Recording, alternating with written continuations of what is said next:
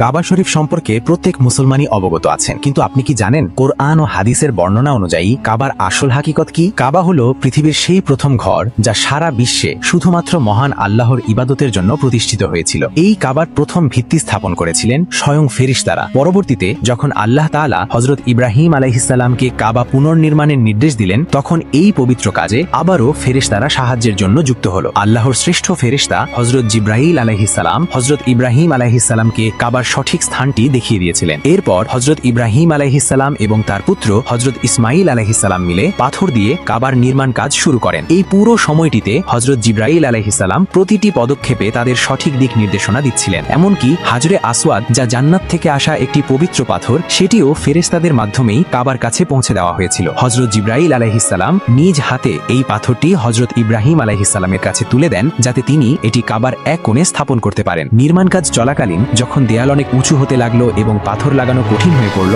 তখন ফেরেশতারা হযরত ইব্রাহিম আলাইহিসসালামকে একটি বিশেষ পাথর উপহার দেন, যা আজ আমরা মাকামে ইব্রাহিম নামে জানি। হযরত ইব্রাহিম আলাইহিসসালাম সেই পাথরের উপর দাঁড়িয়ে নির্মাণ কাজ করতেন এবং অলৌকিকভাবে সেই পাথরটি প্রয়োজন অনুযায়ী স্বয়ংক্রিয়ভাবে উঁচু হতে থাকত, যাতে কাজ সহজে সম্পন্ন হয়। ফেরেশতাদের এই সাহায্য শুধু নির্মাণ কাজের মধ্যেই সীমাবদ্ধ ছিল না। যখন কাবার নির্মাণ সম্পূর্ণ হলো, তখন আল্লাহর নির্দেশে হযরত ইব্রাহিম আলাইহিসসালাম মানুষকে হজের জন্য ডাক দিলেন, আর ফেরেশতারা তার সেই আহ্বানকে অলৌকিকভাবে পৃথিবীর প্রতিটি কোণে এবং প্রতিটি মানুষের কানে পৌঁছে দিয়েছিলেন।